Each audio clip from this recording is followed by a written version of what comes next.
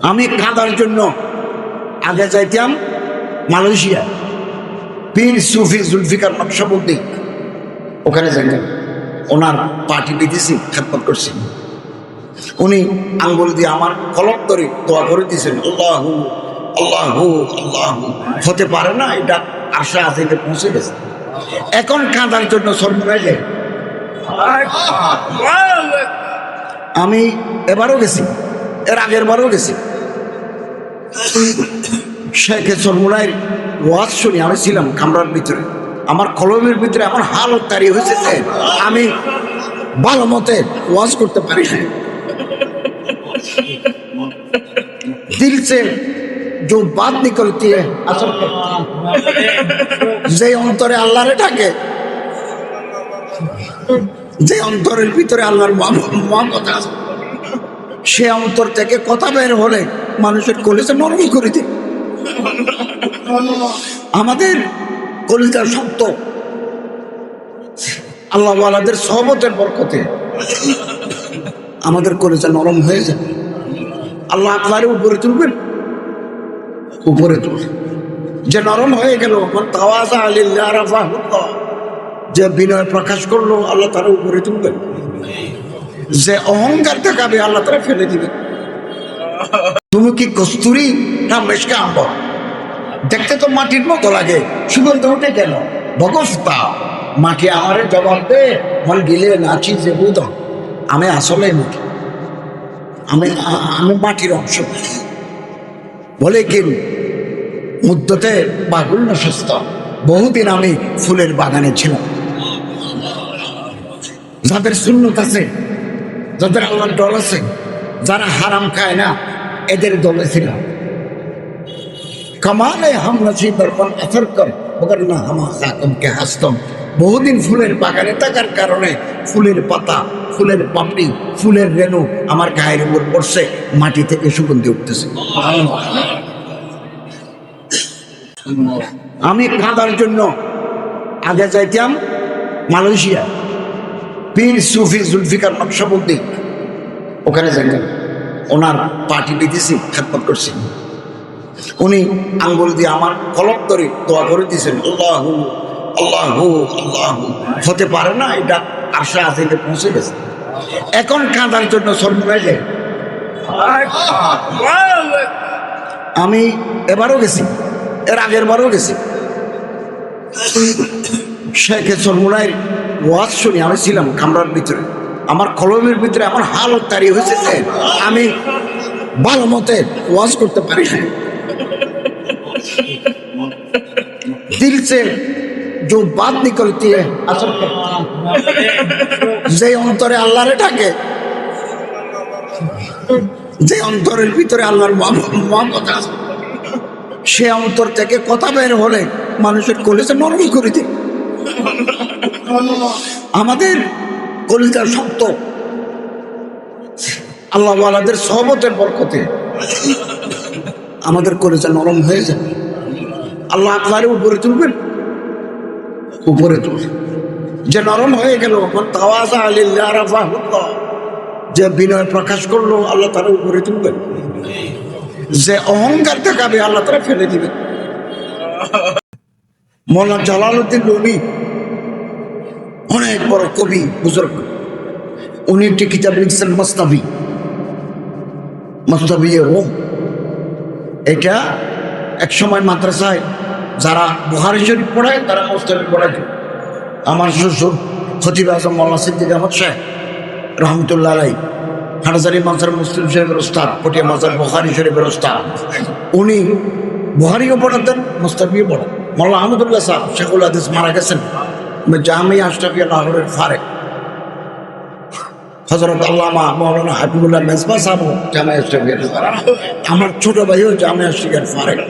আমি যে সরকারি সফরে গেছি গত বছর, জামিয়া আশরাফিয়াওয়ালারা আমার হাদিসের সনদ দিয়েছেন,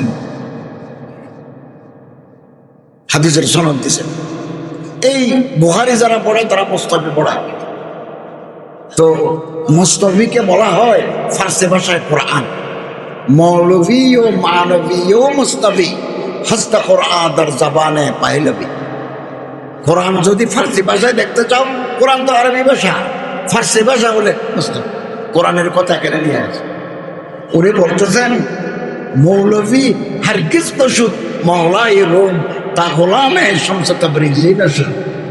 আমি মৌলভী কোনোদিন আমার দেশের এত বড় নামি দামি মানুষ হতে পারতাম না। আমার পীর, আমার ওস্তাদ, আমার মুরব্বী শামসে তাবরিজের গোলামি না করলে ওই মর্যাদায় পৌঁছতে পারতাম না। তাফসীরে মাযহারি 8 খণ্ড, কাজী সানাউল্লাহ পানিপতি, যিনি মাদ্রাসার মালামুদ্দিন লিখছেন, উনি বলতেছেন নূরে মুস্তাফা, আল্লাহ রাসূল সাল্লাল্লাহু আলাইহি ওয়াসাল্লামের ইলমের নূর, তাকওয়ার নূর, হিকমতের নূর, সুন্নতের নূর দরসিনায়ে দরবেশা বায়ুচুস।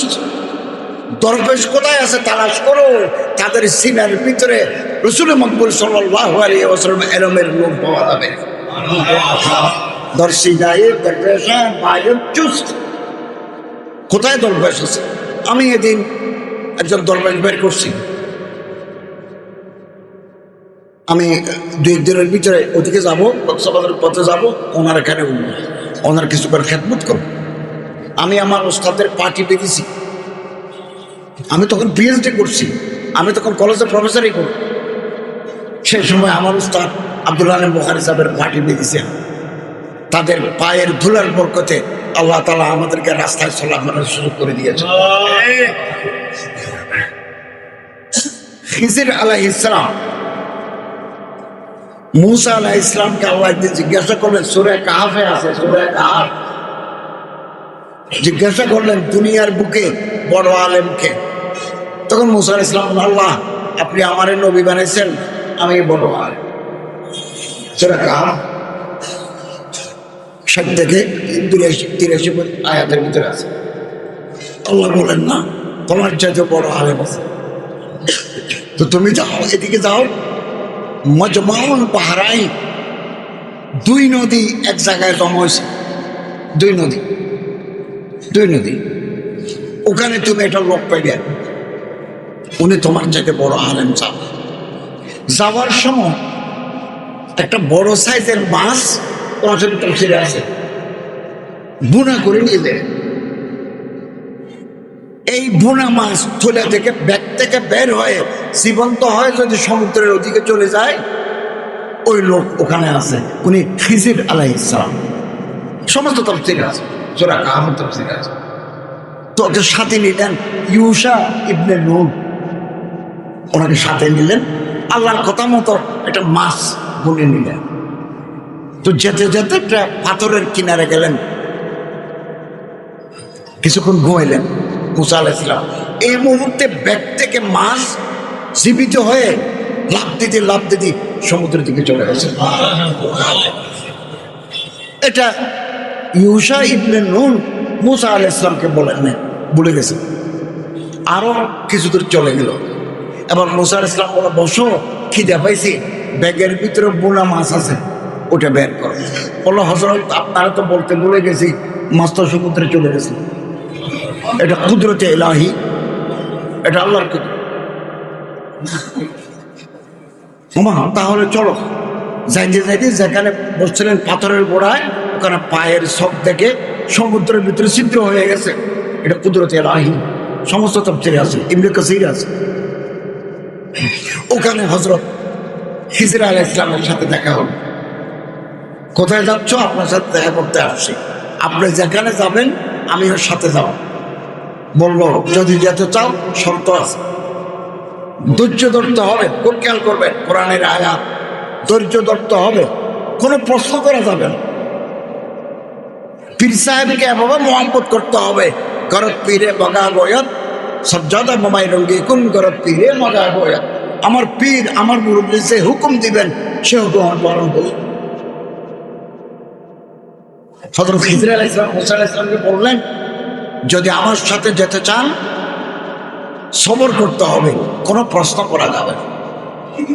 তো নৌকা নিয়ে নদী পার হল। নদী পার হওয়ার মুহূর্তে তিনি নৌকাটা ছিদ্র করে দিলেন, পানি উঠি নৌকা ডুবে গেল। তক্তাটা তুলে ফেলছে। মুসা আলাইহিস সালাম বললেন, এই ছেলেটা আমাদের পার করাই দিল, আপনি তার নৌকাটা ছিদ্র করে দিলেন, ভালো কথা হলো। খিজির আলাইহিস সালাম বলল, আমি তোমারে নিষেধ করছি না, তোমাকে ধৈর্য ধরতে হবে, আমাকে কোনো